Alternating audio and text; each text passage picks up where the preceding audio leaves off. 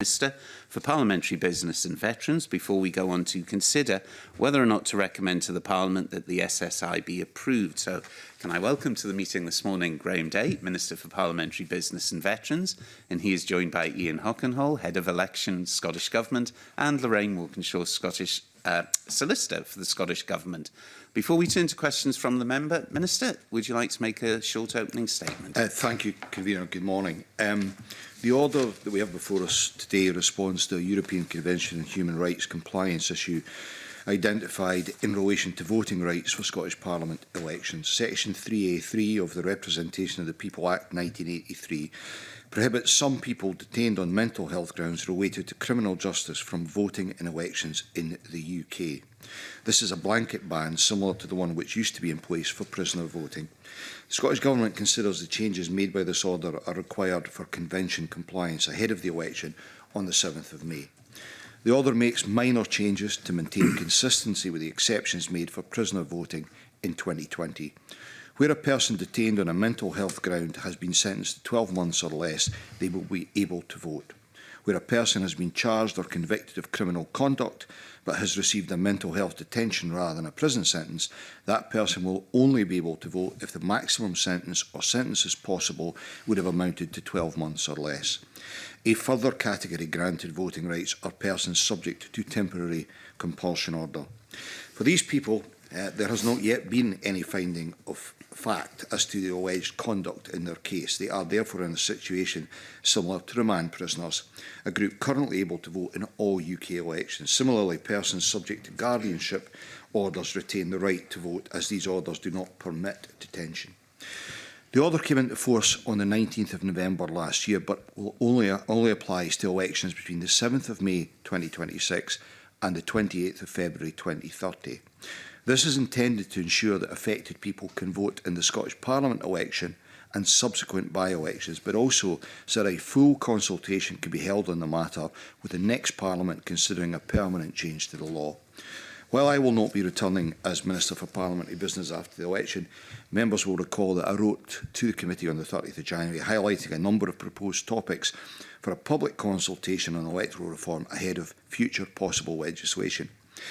In summary, the order makes limited changes considered necessary for ECHR compliance ahead of May's election. It is subject to a sunset clause, as it's considered that the next Parliament should reach a settled view on the law in this area. And I'm obviously happy to take any questions, Convener. I'm very grateful for that opening, Minister. And I know there are some questions and comments, but before I turn to committee members, can I just clarify that we are talking about the election that's happening in 9 weeks' time, but actually this order came into effect November last year, so there's been an understanding amongst the Electoral Commission and the electoral community of what the intentions were. So it's not a change that is being implemented whenever this SSI, or should this SSI pass through the Chamber. Is that correct? So there are no surprises for the election coming subject absolutely. to it passing. Subject to passing, that was always the understanding, subject to the Parliament agreeing to it. But it has allowed work to be done in advance. So, example, the creation of a relevant registration form is one example of that. There is dialogue with the electoral authorities, because clearly there is work to be done to identify the nuts and bolts of how this works in practice. So that has been going on, subject to Parliament's approval. Thank you, Minister. Sue Webber, can I come to you? Yeah, I have a question, Minister, because in England and Wales they've found a compromise and they don't let prisoners vote unless they're released on a temporary licence. And I was just wondering why the Scottish Government didn't seek some sort of compromise such as that was presented. With prisoner voting? Yes. This is also about prisoner voting. These people are still... Well, I mean, that predates my time, detained, thank you. Ms Webber, in terms of when that decision was reached. I think it was in 2022. Yeah, 2022. So the Parliament voted for that position. In voting for that, this anomaly arose, which we are now trying to address. I'm not trying to duck the question, but I wasn't in charge of the bill at the time. I wasn't involved in it, but that decision was supported by Parliament a few years ago. I've got a statement I want to make later, if that's okay. Is that okay? No, absolutely, that's fine. one further question, which is regarding the evidence that was received from the Royal College of Psychiatrists, who set out a number of areas that they were seeking assurance on. And one of those in particular was, and I think it's acknowledged by the government, that there needs to be clear guidance and resources as part of this process. So say, given we're now 9 weeks from the election, is that guidance in place? And as far as you are aware, Minister, has it been satisfactorily received by those who may have to have an involvement in this? So my understanding is that there has been work, I'll bring Ian in with the detail, there has been work done. The trigger for progressing all of that activity will be the signing off of the form and obviously the passing of this SSI, if that's what Parliament decides to do. The form, we've been engaged with the UK Government on that. I understand the finalised version of the form is currently with the Minister in the UK Government. But I'll bring Ian in to talk you through the detail. Yeah. Yes, the new registration form specifically designed around this group of people has been discussed with the Electoral Commission and prepared by the Electoral Commission. Yes. And then we've discussed it with the UK Government as well. And it's been revised as a result and is currently with the UK Minister as there's a formal approval they have to give for this type of form. The next step would be to then engage further. We have had initial discussions with electoral registration officers, but to discuss further with them and also with our colleagues working on mental health policy on the appropriate hospitals and other agencies such as perhaps the Mental Welfare Commission on how to communicate this and get the message out and to alert people, but not to alert the wrong people who aren't enfranchised by this change as well. We don't want to create false hope either, so to get that message clearly across. False hope may be an interesting phrase. Do we know how many individuals we're talking about that this will affect? We believe it to be in the region of 20 people. Yes. This is a very complex area, Convener, and that's why I was reluctant to go for a permanent solution at this stage. I think what we have come up with is something that addresses the situation as we require to do for compliance reasons, to cover that period of election and to allow the Parliament, the next Parliament, to get into this in detail so that we have a permanent solution that captures all the different strands of this. Yeah, that's helpful. And the sunset clause, not that, of course, the next Parliament or indeed the next Scottish Government would ignore this. The sunset clause means it will be in people's diaries that if it's not dealt with, along with a number of other electoral items which we have discussed over the past. So for clarity, yeah. Convener, it's useful. In considering the options that I had, I did have informal discussions with the business managers of the other parties in the Parliament to get a view on what people would consider the best way forward. And out of those discussions came the timing of that sunset clause, which is sufficiently far away from the next election for this to be dealt with, hopefully properly addressed in a permanent way. that's very helpful, thank you. If no other committee members have any questions, I intend to turn to agenda item 3, excuse me, which is the formal debate on motion S6M 20958 that seeks the committee's agreement to recommend to the Parliament that the Representation of People Act 1983 Remedial Scotland Order 2025 be approved. As members will be aware, only the Minister and members can speak during this debate on the motion. Can I invite the Minister to move the motion? Moved, Convener. And does any member wish to speak? I would like to speak. Sue Webber, can I come to you, please? Thank you, Convener. I'll not be supporting this SSI today because my party has a long-standing opposition towards allowing prisoners to vote, regardless of the circumstances of their incarceration. Individuals who are imprisoned as a result of breaking the law should not be able to vote. And that is something I would extend to prisoners in the general population and not just those in the mental hospitals. I'd also like to remind the committee that there have been a number of cases where prisoners have been convicted of serious offences but have been given relatively lenient sentences due to soft-touch justice guidance implemented by the SNP. And therefore we are potentially allowing individuals convicted of serious offences to participate in our democracy. The capacity of individuals detained on mental health grounds also needs to be considered. The Royal College of Psychiatrists in Scotland have said that voting rights should not be contingent on additional specific assessments of capacity. At the very least, I think the committee should be given more detail on how capacity to vote will be assessed. We've been frequently told that we need to allow prisoners to vote in order to comply with the ECHR. And I think at this point, my own position on the ECHR is clear to the committee, but I also think it's worth raising that the ECHR does not require prisoners currently serving custodial sentences to be given the vote, as is the case in Scotland. In England and Wales, a compromise was made whereby prisoners released on temporary licence were permitted to vote, yet the SNP made no attempt to reach such a compromise. In summary, I don't think the public elected any of us to enfranchise prisoners who don't need to pass this we don't need to pass this SSI to comply with the ECHR, and for those reasons I will be voting against it today, Convener. Thank you, Sue Webber. Do any other members wish to contribute? If not, Minister, would you like to respond? Very briefly, Convener, I understand Ms Webber's position on this issue, but what we are dealing with here is an anomaly essentially in a law that this Parliament passed. So the law is there. We have an issue we need to resolve temporarily, and the next Parliament can return to this matter in full and come to a permanent solution. And obviously all members of Parliament will be able to feed their views in at that point. I'm grateful. There being no further contributions, can I ask the question that motion S6M 20958 be agreed? Are we all agreed? No, we are not agreed. There will be a division. Those in favour of the motion, can you raise your hands and keep them raised until the clerks get their names? And those against?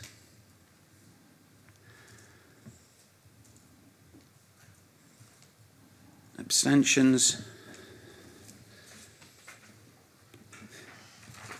So the result of the division on motion S6M 20958 is those in favour 3, those against 2. There were no abstentions. The motion is therefore agreed to. And I will now suspend for a change of guest. Thank you, Minister. Thank you.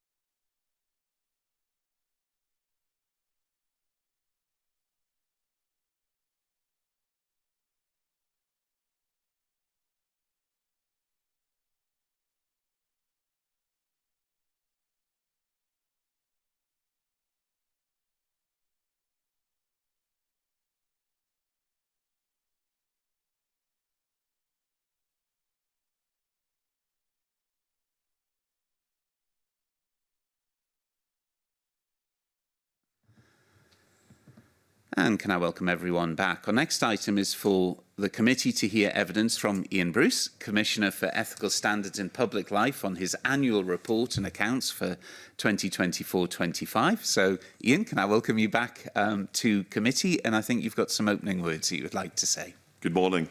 Yes, thank you, convener and members, as usual, for the opportunity to provide evidence today. I've prepared a very brief opening statement in order to ensure that there's as much time as possible for questions to me today on the work of the office. Given that it will be our last session together, firstly, I'd like just to acknowledge and set out for the record my gratitude to you, convener, and the members of this committee for their understanding and support for my office during this session of the Parliament. We've come through a challenging period, but thanks to the dedication and ability of the staff, we're in a very good place at this point in time, and also very well placed to fulfil our role into the future. Secondly, and it will come as no surprise to anyone, I should highlight that in this context, the annual report that I'm giving evidence on today is fairly dated. It's almost a year has passed since the financial year covered by it ended. So I thought it might be helpful just to provide a more up-to-date picture to the committee today, just to let you know how things are at the moment. As the committee will be aware, complaint numbers can provide an indication of the depth of feeling that the public may have about issues, but my office does also, as you'll be aware, provide statistical information on cases, and that's a better indicator of workload. In general, complaints and cases have increased again this year. For councillors and board members up to the end of December, so that's our first 3 quarters, we've seen an increase of approximately 65% in case numbers. For MSPs, and I just checked the figures for you this morning, because I know that's of interest to you. So up to the end of February, we had 57 cases this year. So so far, that represents a 148% increase. On the lobbying front, complaints of this nature continue to be relatively rare, and we've only had 1 case this year, which is currently being assessed, and that's in comparison with 2 from last year. I'm sorry to say that the majority of the complaints that we deal with continue to relate to incivility in public life. It's a pernicious and worrying trend, and I am working with other stakeholder organisations with a view to addressing it if we can. In spite of rising complaint and case numbers, we've managed to bring down waiting times again over the same period, and we are now consistently reaching a decision on admissibility within 2 months and completing investigations within 6 months on average, so well inside our KPIs. And we publish the most up-to-date figures on our website. And in the last quarter, I can say that we took 42 days on average to assess councillor complaints, 21 days on average to assess MSP complaints. It's taken hard work and dedication from me and the staff, but also we've introduced a range of additional measures to improve our efficiency as an organisation. That's the update, convener. I'm happy to take any questions you may have for me. Thank you very much, Ian, and I hope we don't ruin our reputation between each other by this session today. And as usual, as convener, I'm just going to take the privilege of leaping in first. I mean, if we go back, it is right to say that there were standards commission directions that were applied because of events that had happened. They've now expired. And from your update today, and indeed from the annual report to last year, that shows an improvement. I was just really going to ask, a lot of people love dashboards of green, orange and red. What's the risk of similar issues rising again, do you think? Well, there will be a risk, but in your view, you know, Yes. how serious a risk is it? None on my watch. You'll know public appointments, that's my wheelhouse, and the quality of appointments matters. That's the reality. Yeah. So as long as office holder appointments are well made and people get an appropriate induction, then it shouldn't happen again. Notwithstanding that, there are a number of checks and balances in place now that perhaps weren't at the time. Mm-hmm. So I'm thoroughly engaged with the Advisory Audit Board. I have regular engagement with the SPCB, so that's now quarterly on behalf of office holder services. And my understanding is that, you know, I report to at least 2 subject committees. This is one of them. That there are arrangements in place for intelligence to be shared. I think if any red flags were to arise, I would anticipate that this committee and others would be in touch with the SPCB. And you have confidence that those lines of communication, those identifying the red flags, are much, much stronger now than they were, let us say, 5 years ago. Absolutely. I think perhaps the other thing to say is, so there's a threshold for whistleblowing to occur. That wasn't necessarily reached when the office was in the situation that it was in, but we've introduced a code of conduct that applies to me in my capacity as Commissioner, as well as to all the staff.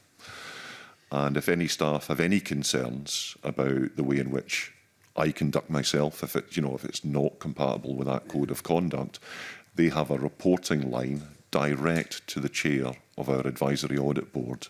And clearly the chair of the advisory audit board has an in to the SPCB. So that's another line of defence, I think, that wasn't in place previously. That's very reassuring. I mean, the other thing that I know it existed, but you've certainly updated more than once, is the investigations manual. What benefits has that brought now? Does everyone know what's going to happen now? Indeed. It means that everything is handled in a consistent way.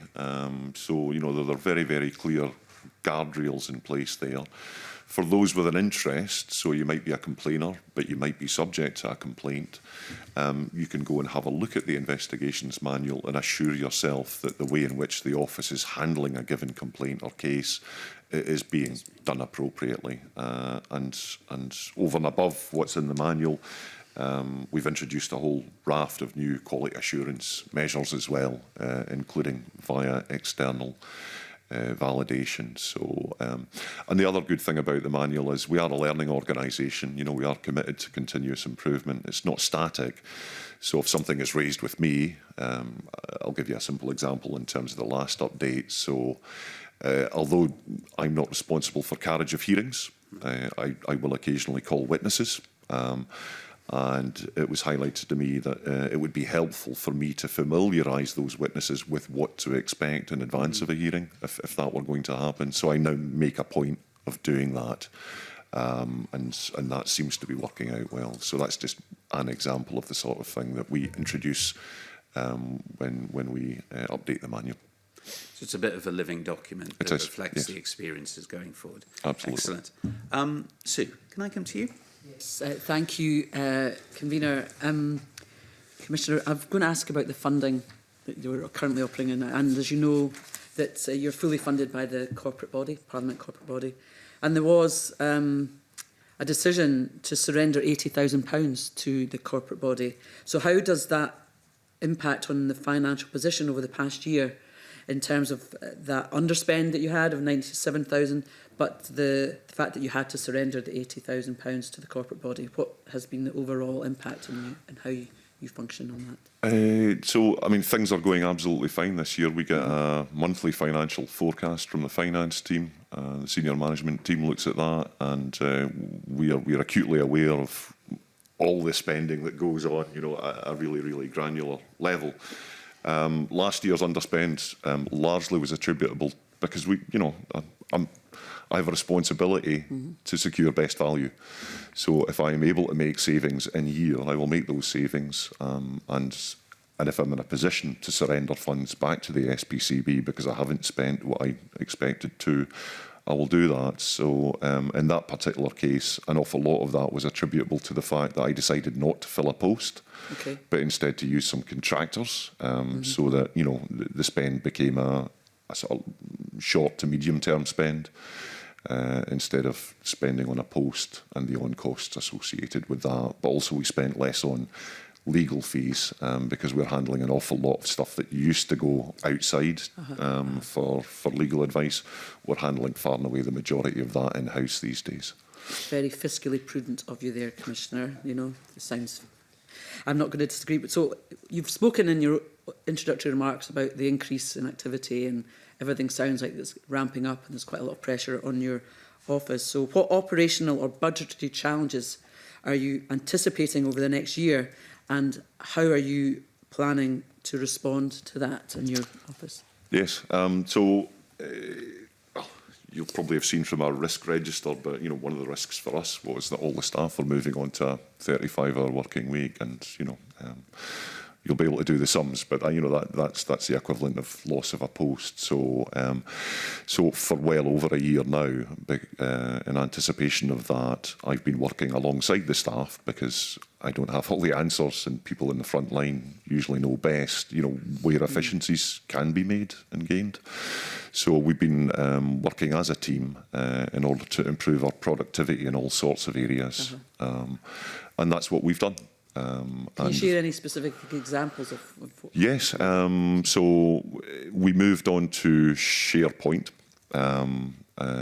Office 365. One of the advantages of that is that we've got access to Copilot, but it's not the public version. It's so it's a form of AI. It's a large language model, but we have access to a version that means that any prompts that we feed it or any information that we feed it does not end up in the public domain. It's entirely protected, kept within the office. So that's been particularly helpful in terms of research. We introduced a duty investigating officer role, which rotates around the investigating officers. That's improved efficiency quite markedly because what happens there is we're in effect assessing complaints that come in on a live basis. Yeah. So Which helps turnover and speed everything up. it speeds everything up, but it also means that case allocation happens more quickly than it was previously, and it means that we can get out to people immediately if they're not providing us with very good information. I mentioned AI. It's also a phenomenon, to be honest with you, and a bit of a challenge in terms of what's coming to us these days. But it does mean then that rather than waiting, we get out to people immediately and say, you know, look, we don't understand what this complaint is. Could you help? You know, could you help to clarify what it is? Because we're doing that in real time instead of taking a bit of time to do it. That's speeding things up as well. I mean, those are just a couple of examples. I have many, many examples of things we've put in place. If you've got staff all moving to the 34-hour week, and you say that's the equivalent of losing a full-time equivalent, yes. Are you seeking to sort of bring another head, more resource in? No. I planned for it. I've said already, you know, I'm responsible for securing best value. I knew this is what we were doing. So, and our budget for this year, we've come in under inflation for the coming year. Perhaps more people need to take a look at how you're working, Commissioner. Thank you, Convener. Just on the point, effectively, I think what you're saying is that a redesign and an increase in efficiency is allowing you to move to the 35-hour week, which is effectively the loss of a head. But we have had experience, you have had experience in the past, where there are sudden bubbles of complaints come in, where one of the real problems was getting people on board to process it because of the training in time, the skill sets that's needed for your investigators. Again, I'll go back to the dashboard example. Where does your concern sit on that? So I mentioned the manual, but one of the things that our, because we have internal auditors as well as external, we asked them to look at our entire complaint handling procedure, and we're going to have them do another deep dive into that at the end of this financial year. But one of the things they'd identified was we'd had super complaints in the past, that's what we call them. We've got nothing in the manual for dealing with them. So we did develop some processes when we had them. We've now basically formalised those. So we're ready for a spike if it comes in. We know how to deal with it. We've got procedures in place to deal with it. And I feel I've got sufficient capacity to be able to deal with it. Obviously, it's up to me to allocate resource appropriately. And what may happen if we have a spike like that is that, you know, inevitably it might take longer for us to do initial assessment. It might take longer for us to investigate. I would expect all stakeholders to have a measure of empathy with that.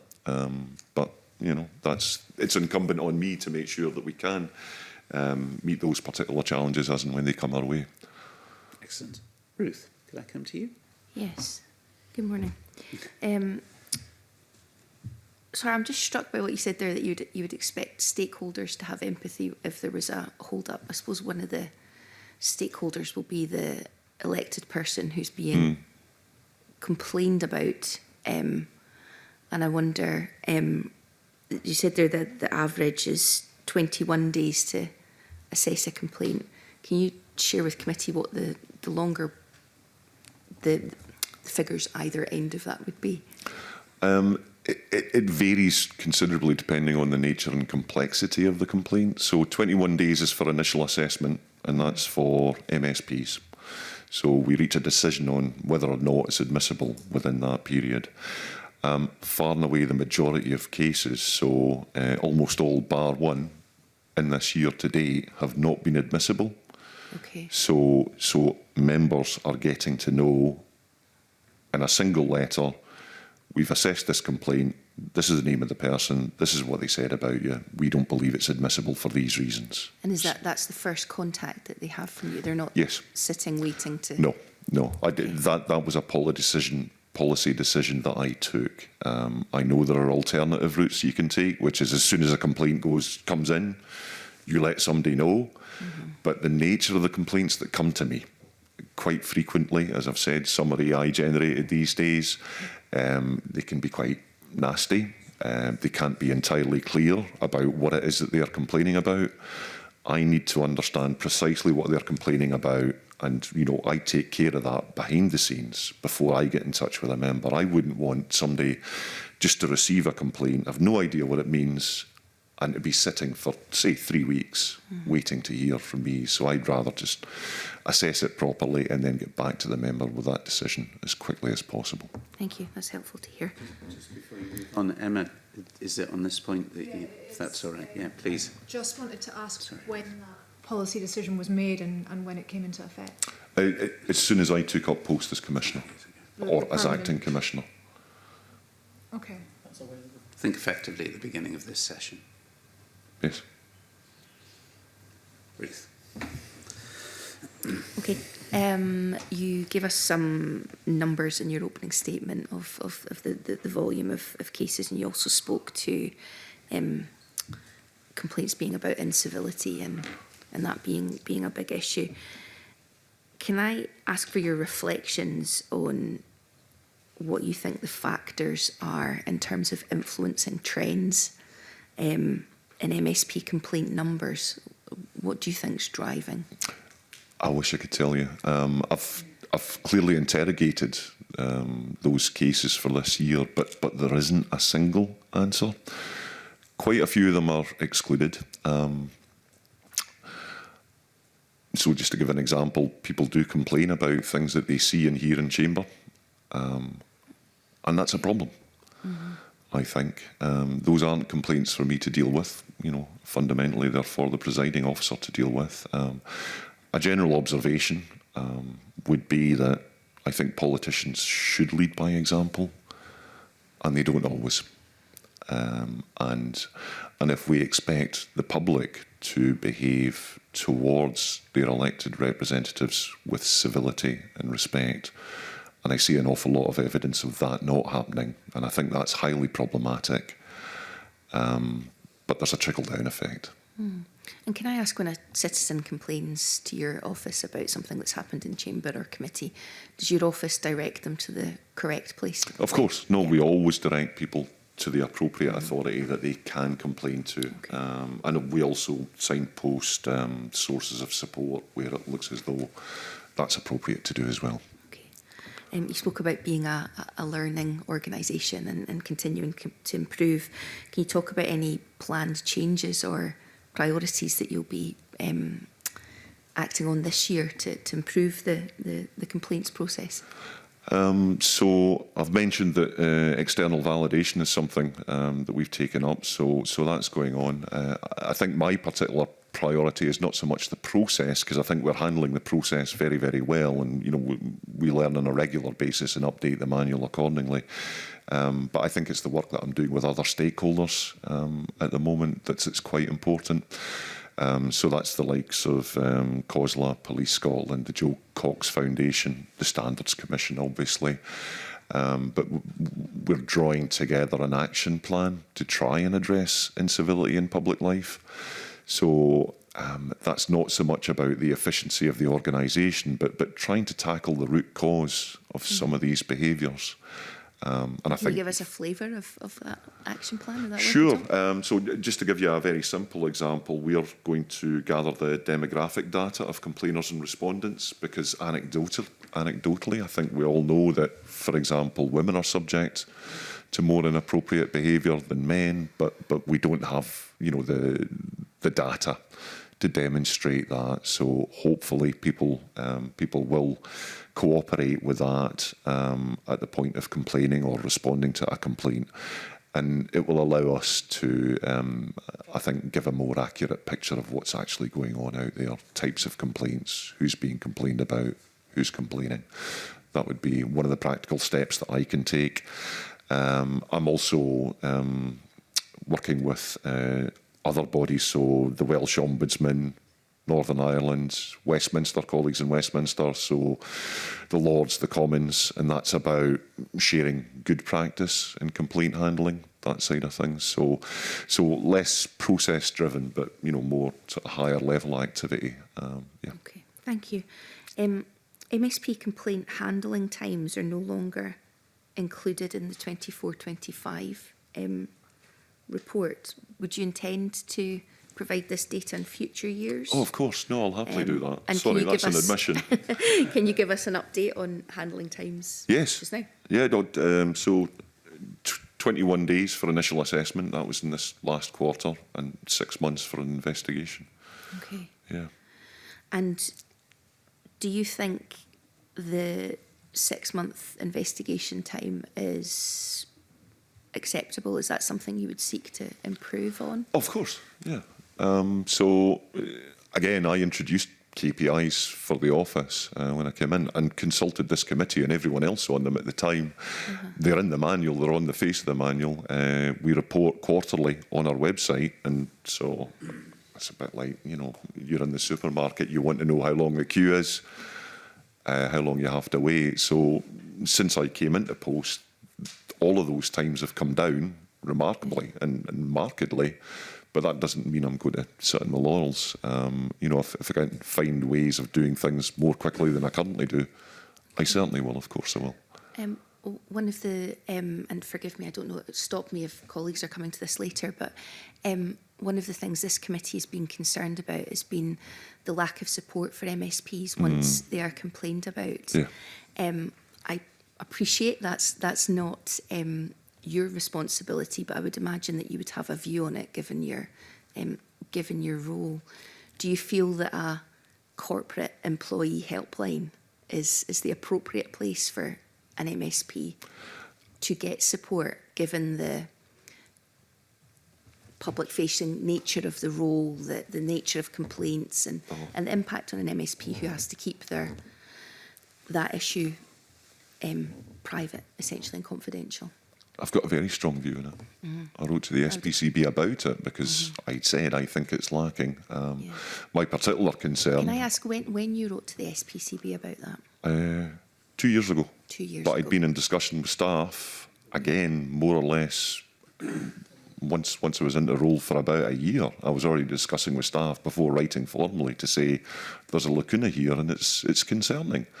So I think it was Dame Laura Cox, who'd conducted the review in Westminster, identified that there was this lack of support, and they have the independent complaints and grievance scheme, and we've got nothing equivalent here, and it worries me. And it worries me in particular about departing members who will have nothing. Whether or not the corporate helpline is sufficient, I cannot offer a view on. It would depend on the quality of the service that's provided there, and that's not something that I've ever assessed. But certainly something should be in place. It should be in place for members, former members, complainers, witnesses, anyone subject, particularly to bullying and harassment type conduct. There we are. I hope that's sufficiently clear. Thank you. Next, Commissioner. Thank you.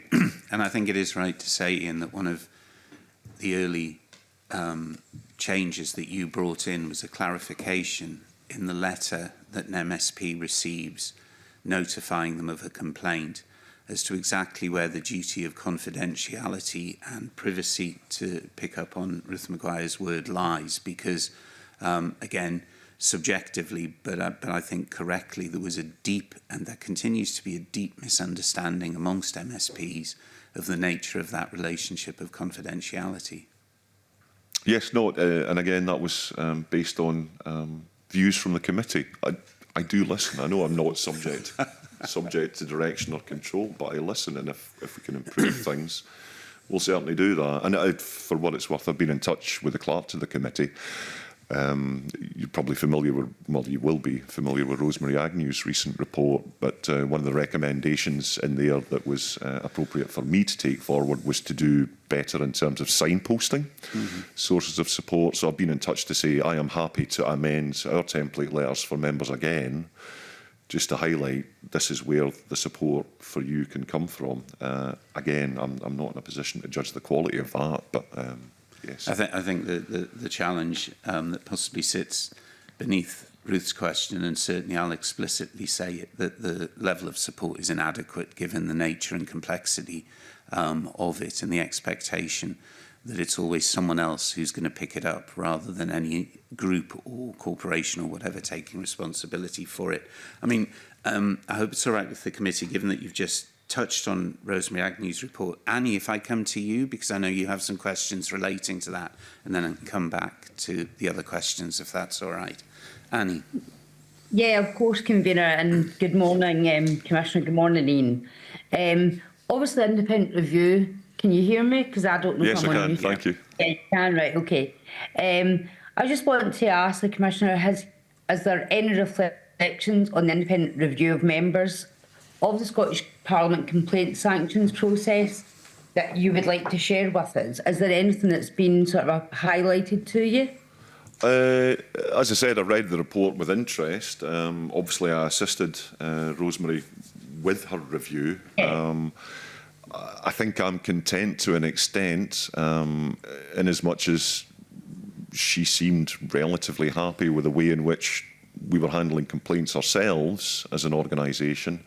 I suppose my overarching observation is it looks as though there's a lack of consistency in terms of complaint handling generally, and that's problematic, both for members of the public and for those who are subject to these complaints.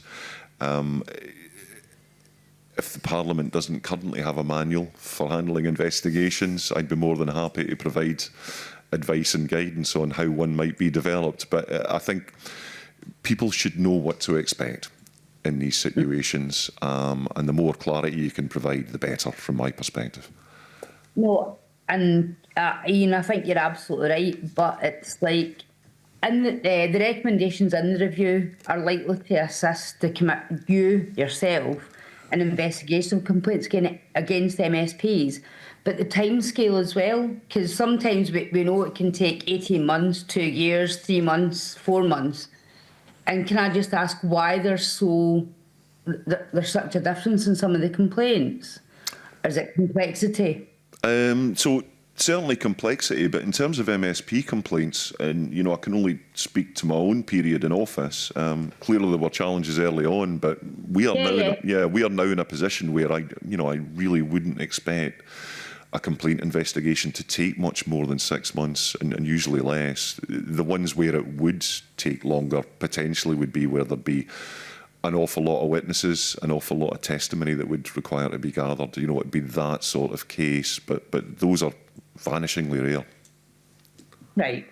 And one last question, Convener, if you don't mind, and Ian please. As well. It's like, why aren't MSPs given, I know Ruth sort of touched on this, to be given the support?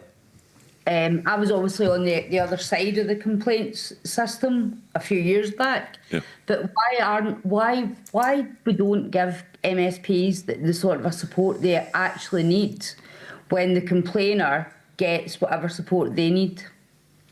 I'm not sure complainers do, but notwithstanding that, I agree that the lack of support for members is problematic. It's highly problematic.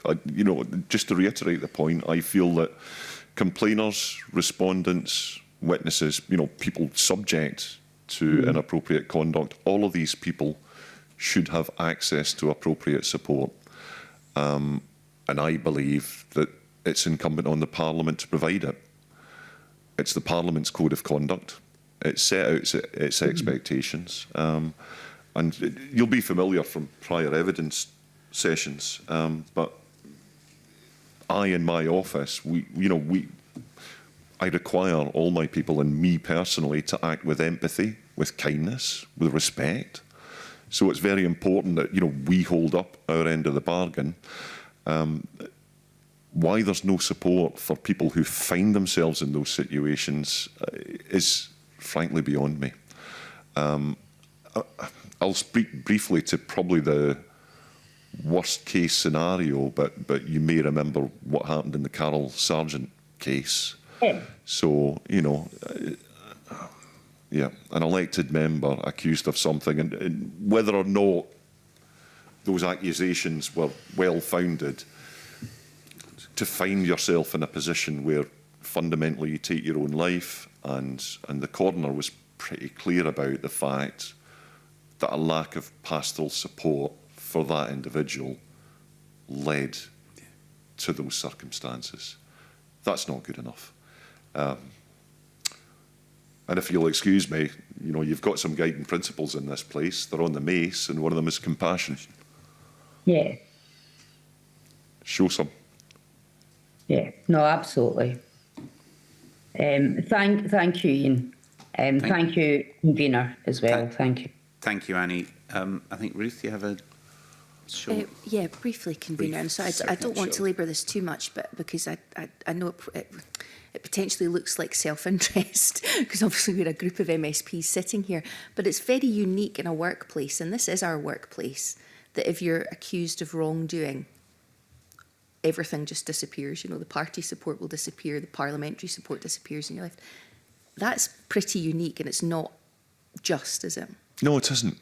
And, sorry, extemporising again, I hope you'll forgive me, but one of the points that I have been making recently very publicly is incivility, these types of behaviours and the impact of them is damaging for our democracy. I mean, it seriously is. If women are being subjected to more of this kind of conduct than others, and it could be as a respondent or as a complainer, but if that's happening, and we know it is, why on earth would they want to stay in a position like that? Why would they want to put themselves forward for a position like that? And if there's no support for them when they do, and they find themselves in those circumstances, yeah, it's self-evident from my perspective that, that support should be there, because if you do want a thriving democracy, if you do want all those voices round the table, which you should, because that leads to better decision-making, then make politics an attractive proposition. Thank you. Thank you, Ruth. And thank you, Ian. I have a curious question, really, and I'm asking this quite deliberately because I'm genuinely curious about the answer. The time it takes to investigate an MSP, a complaint against an MSP, is around about 6 months. Can you just sort of talk through the anatomy? I mean, why is it 6 months? Can you just talk through the anatomy of why it's taking 6 months, or it's amazing that it is just taking 6 months for that, just to give us a sort of timetable? Sure. So we don't actually investigate that many MSP cases, as you'll be aware. So I could certainly get more precise figures. It's just really a sort of story. Yeah. So there are complicating factors. So members sometimes decide that they would like to take legal advice. So we have set deadlines that we set for people and say, we'd like you, because we want to get through these as quickly as possible, we'd like you to respond to this initial complaint within 2 weeks. That's what we usually say, please could you. And then we'll get, well, I'm thinking about legal advice, or, now's not a good time. So we extend deadlines, there are things like that. And then sometimes a law firm can become involved, and that can extend the time because there's backwards and forwards between us and, the law firm that's involved. representations, obviously. People have to have an opportunity to make representations on a complaint. I need to take careful time to consider any representations that are made and amend the report if I feel that's appropriate on the back of those. So these are the things that kind of add up. But obviously the investigation itself doesn't necessarily take 6 months. It's the other bits around it, you know. So actually 6 months, I mean, 6 months just seems a long time. But when you divide it into between sort of 2 to 4 weeks to get a first response, Sure. and a clarification, and then the thinking time, the actual investigation and decision-making time, it's quite easy to see how you get to 6 months relatively quickly. Sure. Even though if you're looking at it from the outside, you go, 6 months, surely it can't take that long. So obviously you're striving to bring that down as much as possible. And what I will do, and I'll commit to, is I've been asked about the annual report. I think that is an omission. So, and perhaps I can produce more granular detail. So, you know, this complaint took X to investigate, that one that. Perfectly happy to do that. It's not, you know, it's not onerous. So that's fine. Emma, can I just come to you? I think you've got it. Can I just clarify the figures that we're talking about? 6 months for an investigation, does that include an investigation to determine admissibility as well as an actual? No, it's the whole period. It's the period overall. So what's the current time for that investigation if one is needed to determine admissibility? 21 days. So that's included in the 6 months. Okay. And that 21 days is a set requirement. That's just how long it's taken in the last quarter. So again, we published these figures on our website. So in the last quarter, up to December, it was taking us on average 21 days to reach a decision on admissibility about an MSP complaint. And again, we'd like to do that more quickly, but the ones that stretch the time out, because more often than not we just go, no, that's not admissible, explain why. The ones that stretch the time out is where you might get, I don't know, 200-300 pages of stuff from a complainer and it's not really clear at all what they're complaining about, and then you've got backwards and forwards with them, which is why we introduced that duty IO role, which is, you know, we just really don't understand what you're complaining about. So that's the thing that takes longer. It's not reaching a view. It's trying to determine exactly what's being complained about and what potentially we can do about it, if anything. Good, thank you. You mentioned in your opening statement about lobbying complaints, for which there's one. Yes. The Lobbying Register, the Lobbying Act, has been around a long time. You've been responsible for lobbying complaints. Is it all working brilliantly? Do people not understand? Can you open up that strange thing of lobbying complaints? Why, amazingly, there only ever appears to have been one. Yeah. I'd love to give you an answer, but it would be pure conjecture on my part, because the reality, you know, I like to base my decisions on evidence. And because I get so few complaints about lobbying, I just don't have the evidence to answer your question. I mean, you know, it could be that everything's working remarkably well. It could be, but I genuinely don't know. So there are organisations, as you'll be aware, that do research in this area. The committee might want to have a look at what Transparency International thinks about the lobbying system in Scotland. I'm sure they'll have views. Certainly, in the early days of this committee, the Lobbying Act was an area that we were pressing the government on, who have a view on it. So it may be something that should be returned to probably should be returned to in the next session to look at this. Sure. Excellent. Emma, can I come to you? Thanks, Convener. I've got a couple of questions around public appointments and the oversight there. I noticed there have been some fluctuations in the number of open appointment rounds, reappointments and extensions compared to previous reports. Sure. What factors are involved there? It's really, I'm going to be quite simplistic about this, but it's to do with churn as much as anything. So we regulate appointments to 800 spaces. And and 8-year term is what you're allowed under the code, maximum. So inevitably, some years you're going to have more reappointments because usually people are appointed for, say, a 3 or 4 year term and then can be reappointed if they still meet the board's needs. More usually than not, they are just reappointed. But people who come at the end of their terms, they need to be replaced. So some years we'll see spikes in activity, and other years it'll be less than it was previously. This year we're about 30% up in terms of appointment rounds. So, and it really is just about replacing board members on a regular basis. Okay, and there has been a rise in satisfaction levels for public appointments advisor involvement.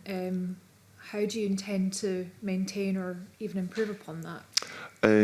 So that's something we've been doing for a very long time, and the way we maintain and improve upon it is we gather that data, and whenever someone says, actually I wasn't particularly happy about X, Y or Z, then we have a constructive discussion with the advisor about it to ensure that, you know, they understand why there was a drop in satisfaction in respect of their input and what we can do about it in future. But, you know, we have a very good, productive working relationship with the Scottish Government, with the Scottish ministers. Complaints about non-compliance with that code of practice are vanishingly rare. They are very, very committed to doing the right thing and making appointments on merit. Yeah. Good. In terms of the State of the Nation review of diversity in public appointments, female applicants and appointees are above the target, but not the same can be said for disabled and black and minority ethnic appointees.